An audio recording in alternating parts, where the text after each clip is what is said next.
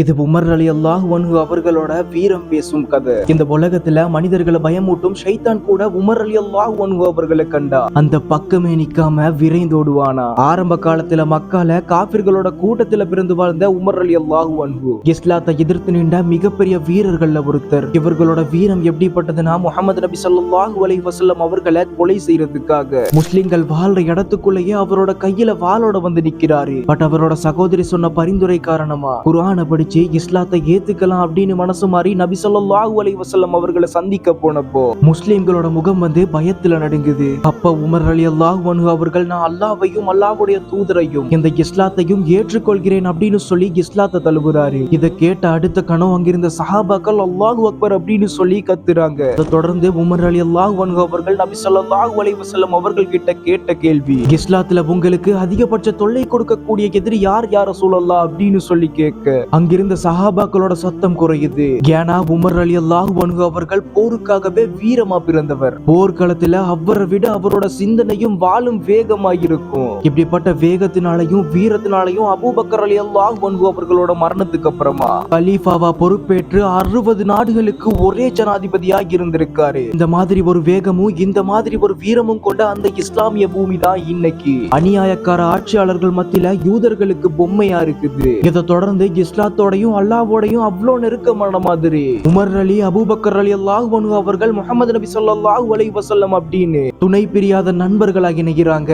ஒரு சில சமயத்துல சஹாபாக்களே இந்த 3 பேரையும் பார்த்து பொறாமைப்பட்டிருக்காங்களாம். முஹம்மது நபி ஸல்லல்லாஹு அலைஹி வஸல்லம் அவர்கள் ஒரு சபையில இப்படி சொல்றாங்க, நானும் உமரும் அபூபக்கரும் எப்படி இப்ப ஒன்னா இருக்கோமோ அதே மாதிரி தான் நாளை மறுமையிலையும் ஒன்னாதான் எந்திரிப்போம் அப்படின்னு சொல்லி இருக்காங்க. அப்படின்னா அவங்க 3 பேர் மத்தியிலையும் எந்த அளவுக்கான ஒரு நட்பு இருந்திருக்கும். இன்னும் ஒரு நாள் முஹம்மது நபி ஸல்லல்லாஹு அலைஹி வஸல்லம் அவர்களோட வீட்ல ஹிஜாபுடைய சட்டங்கள் இறக்கப்பட முன்னாடி அங்கிருந்த பெண்கள் அதிகமா சத்தமிட்டு பேசிக் கொண்டு இருந்தப்போ வெளியில கதவை தட்டுற சத்தம் கேக்குது. அபூபக்கர் ரலியல்லாஹு அன்ஹு அவர்கள், நான் அபூபக்கர் வந்திருக்கேன் யா ரசூலல்லாஹ் அப்படின்னு சொல்லி உள்ள வராரு. அதை தொடர்ந்து அடுத்த சத்தம் கேக்குது, நான் உமர் வந்திருக்கேன் அப்படின்னு சொல்லி சொன்ன அடுத்த கணம் பேசிக் கொண்டிருந்த பெண்கள் எல்லாருமே திரைக்கு பின்னால ஓடி ஒளிஞ்சுக்கிறாங்க.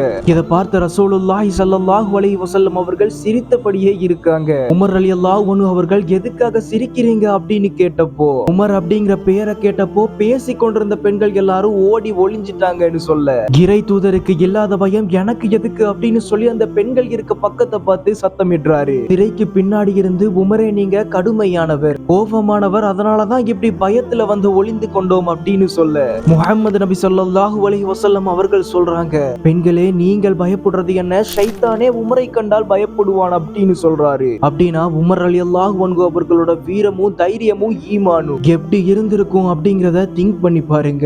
தொடர்ந்து முஹம்மது நபி ஸல்லல்லாஹு அலைஹி வஸல்லம் அவர்களும் அபூபக்கர் ரலியல்லாஹு அன்ஹு அவர்களும் மரணித்த அப்புறமா இஸ்லாம் அப்படிங்கிற இந்த மதம் வடக்கு கிழக்கு மேற்கு தெற்கு அப்படின்னு சொல்லி எல்லா இடங்களுக்கும் பரவ காரணம் உமர் ரலியல்லாஹு அன்ஹு அவர்களோட வீரமும் தைரியமும் தான். எப்படி ஒரு மிகப்பெரிய சாம்ராஜ்யமாக இருக்கிறதுனால கடிதம்னா என்னன்னு தெரியாத மக்களுக்கு தபாலகங்களை அமைக்கிறாரு. நீதிக்கான ஆட்சியா இருக்கணும் அப்படிங்கிறதுக்காக நீதிமன்றங்களை அமைக்கிறாரு. அதையும் தாண்டி இஸ்லாத்தை மதீனால இருந்து 2000 கிலோமீட்டருக்கு அப்பால இஸ்லாமிய தவா பணி மூலியமாவும் போர்கள் மூலியமாவும் 60 நாடுகளை ஒரே இடத்துல இருந்து ஆட்சியும் செய்யறாரு. பட் ஒரு நாள் உமர் ரலியல்லாஹு அன்ஹு அவர்கள் சுபக தொழுகையில இருந்தப்போ அபுல் உலுவா அப்படிங்கிற ஒரு காஃபிர் விஷம் கொண்ட கத்தியால அவரோட வயிற்று பகுதியில தாக்கினதுனால தாக்கப்பட்டு 3 நாட்களுக்கு அப்புறமா வஃபாத் ஆகிறாரு. நபி ஸல்லல்லாஹு அலைஹி வஸல்லம் அவர்கள் கூறினாங்க, நானும் அபூபக்கரும் உமரும் மறுமை நாள்ல ஒன்றா எழுப்பப்படுவோம் அப்படின்னு. அதுக்கு தகுந்த மாதிரியே உமர் ரலியல்லாஹு அன்ஹு அவர்களும் அபூபக்கர் ரலியல்லாஹு அன்ஹு அவர்களும் நபி ஸல்லல்லாஹு அலைஹி வஸல்லம் அவர்களும் வஃபாத்தான அப்புறமா அவங்க 3 பேருமே மஸ்ஜிதுல் நபவியில மதீனால ஒரே இடத்துல அடக்கம் செய்யப்பட்டிருக்காங்க.